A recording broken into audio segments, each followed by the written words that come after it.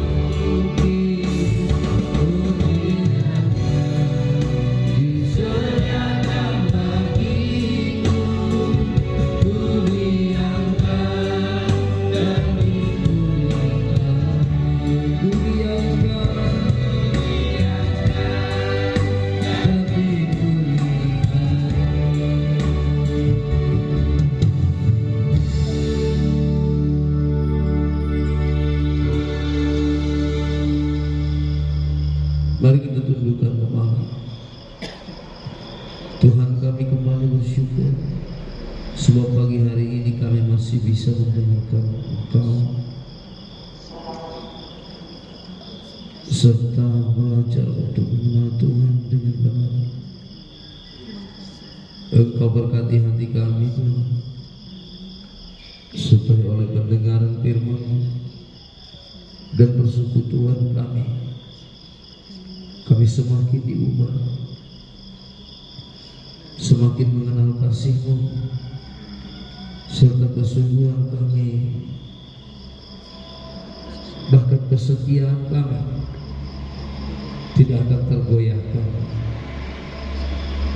Terpujilah nama-Mu. Dalam nama Tuhan Yesus Kristus kami berdoa. Amin. Kita sambung pembacaan firman Tuhan. Kisah Rasul 5 ayat ke-17 sampai 23.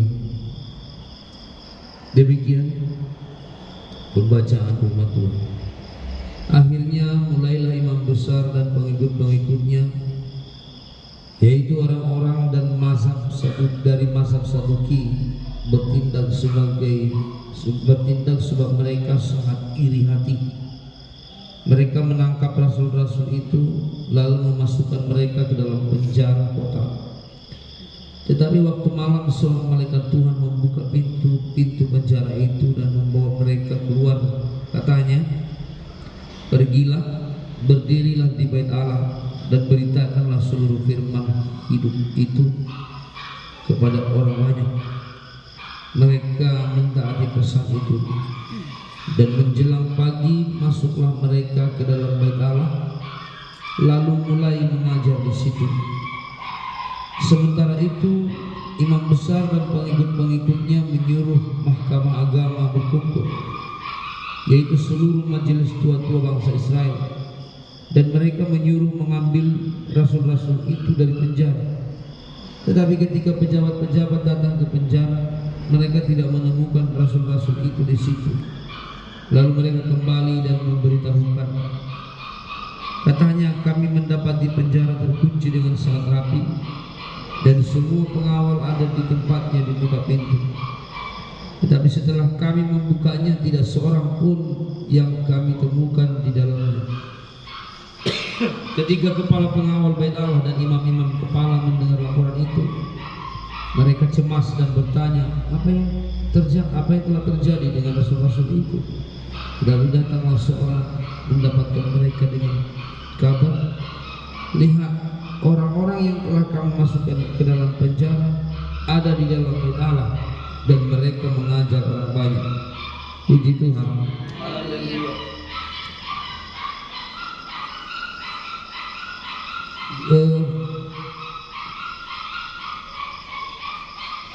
Kebencian terhadap pelayanan rasul-rasul itu dimulai dari petinggi, yaitu mahkamah agama. Jadi kalau waktu itu mahkamah agama itu mungkin sama dengan mahkamah konstitusi di negara kita ini. Mereka adalah pembuat keputusan terpenting dan terbesar di negeri itu pada waktu itu.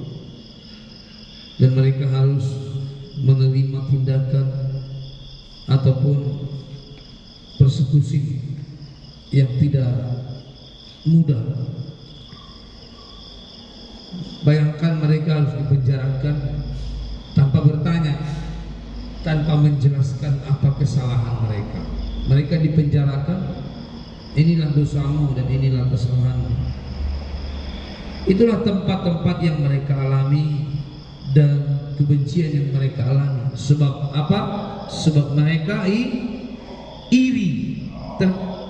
Apa yang membuat mereka iri? Yang pertama yang membuat mereka iri adalah bahwa pengajaran yang diterima oleh orang banyak dari yang mereka dengarkan itu berbeda dengan apa yang biasanya mereka dengarkan. Pengajaran rasul-rasul itu tidak seperti biasanya. Di dalam pengajaran rasul itu yang diberitakan adalah firman hidup. Firman hidup siapa? Yesus Kristus yang hidup, yang diberitakan sebagai keselamatan kepada seluruh bangsa dan seluruh umat, bahkan seluruh dunia. Rasul-rasul ini berbicara hanya atas nama Kristus, atas nama Yesus. Rasul-rasul ini tidak berbicara tentang hukum-hukum, dan mereka tidak lagi mungkin berbicara tentang hidup, tetapi berbicara tentang, maksudnya hidup hukum Taurat, ya, hidup yang dalam koridor Taurat. Mereka sudah mulai berbeda pada waktu itu. Apa yang mereka sampaikan banyak yang mendengar.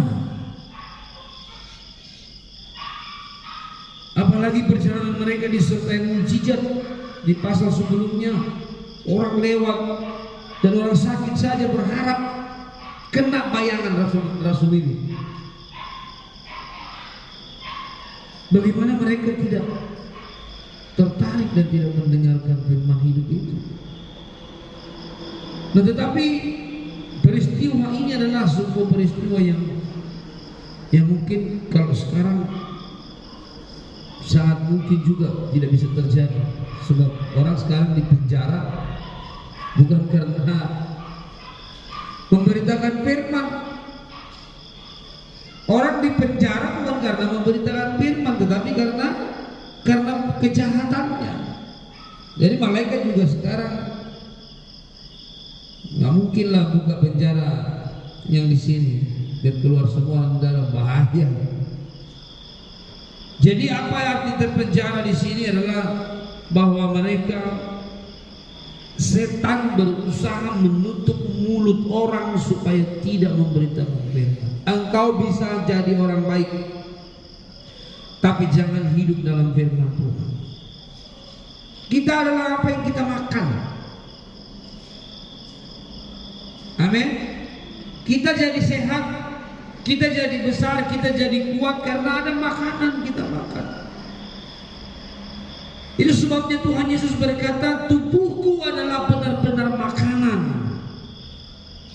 sebab dialah firman hidup,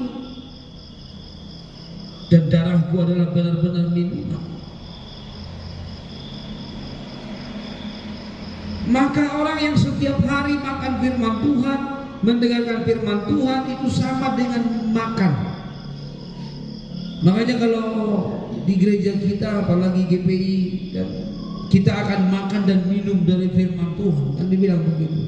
Kita persiapkan hati kita, maka kita akan dilayani makan dan minum dari firman Tuhan. Itu bukan bahasa kiasan. Kita mendengar, kita makan. Jiwa kita diberikan makan oleh firman sehingga dia hidup. Dan jiwa kita hanya bisa hidup kalau yang didengarnya adalah firman Tuhan. Nah, kalau yang lain, banyak cara hidup yang lain yang ditawarkan oleh dunia. Banyak yang pengajaran yang lain, banyak berita, banyak kabar. Ada miliaran kabar yang kita bisa dengarkan tiap hari. Tapi kabar baik dan Injil keselamatan yang kita dengarkan tiap hari ini akan mengubah bentuk tubuh batin yang hidup. Dan itu bukan bahasa yang mistik. Jadi firman Tuhan tidak mengubah orang secara misterius atau secara aneh. Tetapi firman Tuhan mengubah kita perlahan melalui proses. Ada kalanya kita merasa tertolak, ada kalanya kita merasa bahwa kita tidak diterima, ada kalanya kita merasa bersalah, ada kalanya kita malas, ada kalanya kita dipengaruhi oleh kondisi kehidupan kita masing-masing.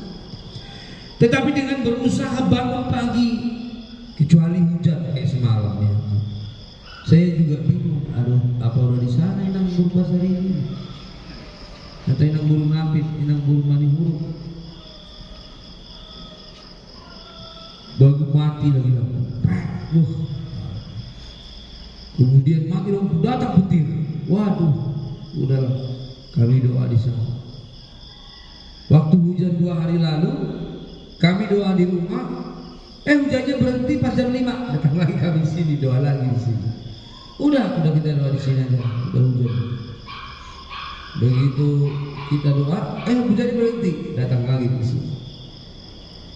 Nah, perjuangan ini bukan hanya supaya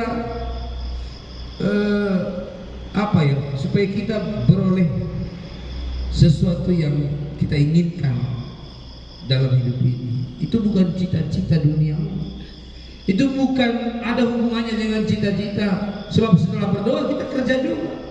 Setelah berdoa kita makan juga, makanan biasa, makanan daging. Setelah berdoa kita masih hidup seperti orang normal. Apa yang orang normal? Yaitu melakukan semua aktivitas keseharian. Tetapi dengan datang kepada Tuhan dan menghampiri Tuhan setiap hari, mendengarkan firman-Nya setiap hari, maka dengan begitu batin kita makin mulai diperbaiki.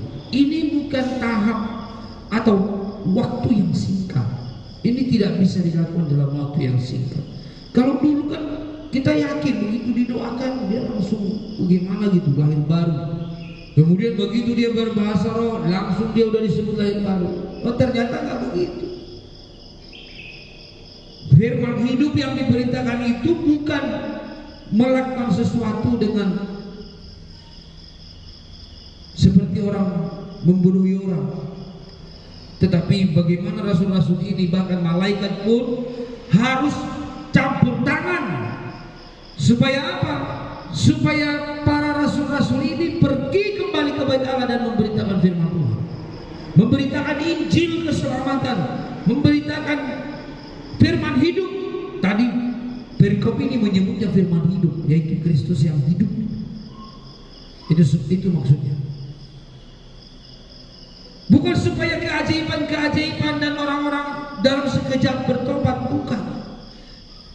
Oleh sebab hanya dengan mendengarkan kehidupan Yesus di dalam pengajaran itu, kehidupan Yesus di dalam pengajaran itu menjadi contoh yang bisa kita praktekkan sehingga kita benar-benar disebut Kristen, pengikut Kristus. Ada prosesnya begitu. Amin. Prosesnya begitu. Tidak secara ajaib. Oh, begitu berdoa Pak Pendeta aku langsung kayak gimana gitu, kayak terbang. Seperti KKR yang kita dulu pernah ikuti. Mengerikan sekali. Pulang dari situ, ngerti nggak? Enggak. Tapi kamu percaya lahir baru? Ya percaya, pokoknya percaya saja saya sudah lahir baru. Loh. Yang baru apanya? Mindsetnya yang baru, pengertiannya yang baru. Pikirannya itu tidak lagi berdasarkan asas daging, tidak lagi berdasarkan kepentingan diri, kehausan untuk dihormati, kehausan untuk diberi penghargaan kepada dirinya sendiri, tetapi penghargaan kepada Kristus lebih penting. Pengorbanan kita bukan lagi supaya kita menerima nilai manusia yang akan sirna itu, yang akan punah, fana itu, tetapi kemuliaan Kristus yang kita warisi. Sebab hanya kemuliaan Kristus yang kekal, yang tetap untuk selama-lamanya, itu yang mau kita terima. Maka sama seperti dia dan seperti rasul-rasul harus terpenjara, harus menderita, harus ditolak, harus dipersekusi.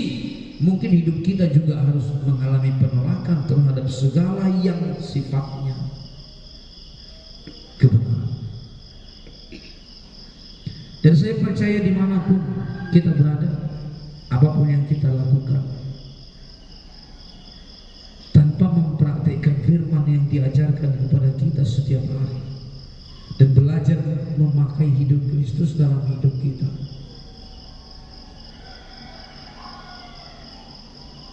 hanya dengan demikian kita bisa bertumbuh. Puji Tuhan. Sebab tujuannya adalah supaya terang itu, kalau orang melihat kita, melihat terang Kristus. Kalau orang melihat kita, melihat kemuliaan Kristus. Itu yang kita berjuang. Maka kalau Tuhan berkata berjuanglah masuk melalui pintu yang sempit, sebenarnya dia ngomongnya seperti itu. Dia untuk menunjuk pada sebuah perjuangan. Mampukah kita memikul salib? Yaitu salib yang harus kita praktekkan sebagai anak-anak Tuhan.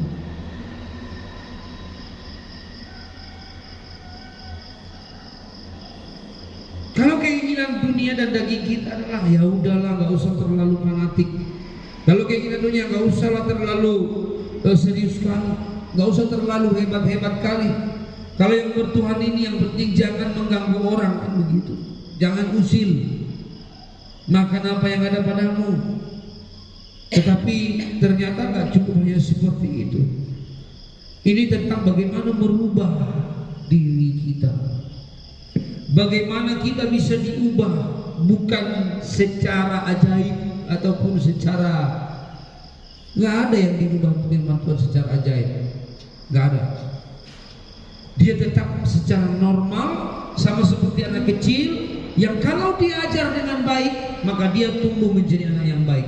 Yang kalau disampaikan hal-hal yang membangun, maka anak ini akan baik, terbangun hidupnya. Ya kalau anak ini melihat orang tuanya taat Tuhan, maka dia mungkin akan taat Tuhan. Karena sebenarnya anak pendeta pun banyak juga jadi pecahan. Tidak semua kalau anak pendeta jadi anak-anak yang baik, tidak semua. Tidak semua kalau anaknya hamba Tuhan ataupun yang dulunya bisa setia sampai dia mati. Ada juga yang murtad menjadi tidak setia, ada juga yang jadi aneh hidupnya.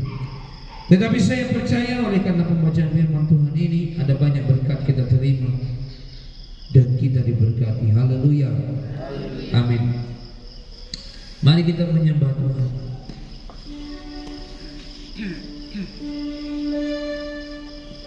Bapa yang Kau baik, Bapa yang Kau baik.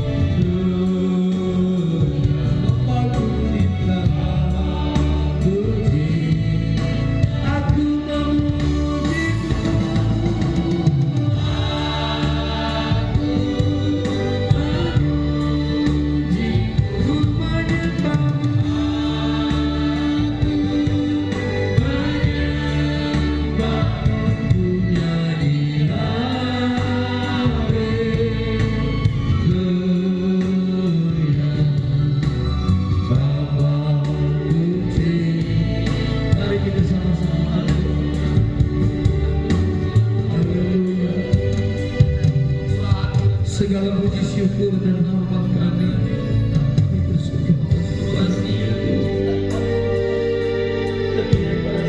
Engkau masih memelihara kehidupan kami untuk belajar, dan karena kami percaya hanya di dalam tangan-Mu kami menerima pembentukan yang benar. Hanya di dalam tangan-Mu kami menerima rasa aman. Hanya di dalam tangan-Mu kami dipelihara dengan baik.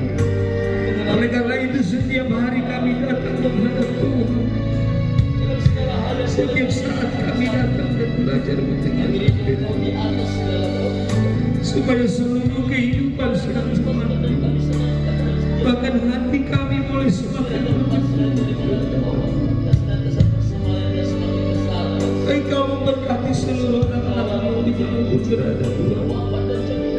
Engkau memelihara mereka di dalam segala kondisi kehidupan, baik gersang, baik kering, baik susah, baik lelah, bahkan segala yang menghambat sukacita, yang menghambat pertumbuhan mereka, kami berdoa Engkau membebaskan mereka dari penjara keterkungkungan, penjara-penjara kebodohan, dan penjara yang mengikat pengertian. Demi nama Tuhan Yesus, Engkau bebaskan supaya kami semakin indah di pandangan Tuhan dari perilaku dan pikiran kami.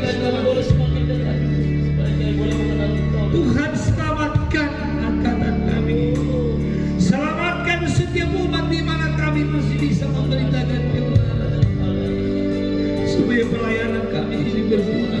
Tuhan, pakai dan tunjukkan setiap domba-domba-Mu yang akan diperbaiki di tempat ini, dan kiranya boleh kami mengerjakan pekerjaan ini dengan setia sampai pada akhirnya. Semua mulai dari kaum ibu di tempat ini, kaum bapak, kaum pemuda seperti itu, kami boleh ambil bagian dalam tubuh Kristus, yaitu firman hidup. Bapa, terima kasih, ajar kami senantiasa setiap langkah kami, setiap keputusan kami, bahkan setiap perkataan kami yang akan kami praktekkan dalam hidup ini, menjalani hidup sempurna yang Bapa. Terima kasih Tuhan. Kami percaya bahwa tidak ada sesuatu yang mustahil. Seluruh keterlibatan anak dalam pembangunan pekerjaan rumah Tuhan, Engkau memberkati seluruh yang terlibat, bahkan hamba-hamba, pendeta-pendeta yang telah datang untuk ambil bagian dalam pelayanan kami. Pendeta Raja Guguk Tuhan, pendeta Rumah Pea Tuhan, bahkan seluruh anak-anak-Mu sidang jemaat. Kiranya mereka bukan hanya datang secara fisik, tetapi roh dan batin mereka ikut terlibat di dalam pekerjaan ini sampai Tuhan Maranatha datang. Terima kasih Tuhan Yesus Kristus. Lingkungan ini kami serahkan dalam tangan Tuhan. Kiranya keselamatan boleh terjadi, dan jikalau Tuhan memakai hidup kami dan pelayanan ini untuk keselamatan banyak orang, maka kami percaya Engkau menyertakan kami dengan kuasa. Demi nama Tuhan Yesus Kristus kami berdoa. Amin. Mari kita sama-sama hidup doa kami. Bapa kami yang di surga, dikuduskanlah nama-Mu, datanglah kerajaan-Mu, jadilah kehendak-Mu di bumi seperti di surga. Berikanlah kami hari ini makanan kami yang secukupnya. Ampunilah kami akan kesalahan kami, seperti kami mengampuni orang bersalah kepada kami. Janganlah membawa kami ke dalam pencobaan, lepaskanlah kami daripada yang jahat. Dan Engkau yang punya kerajaan dan kuasa dan kemuliaan sampai selama-lamanya. Mari kita terima berkat dan kemurahan oleh kasih Allah Bapa, anugerah Tuhan Yesus Kristus, persekutuan Roh Kudus menyertai kita hari ini sampai selama-lamanya. Haleluya. Amin. Kita mau memuji Tuhan.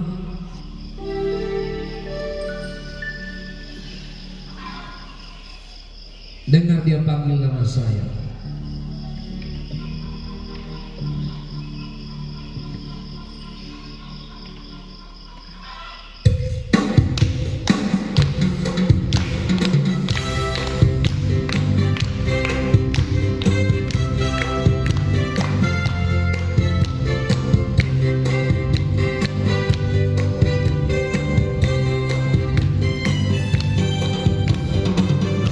Dia panggil nama saya.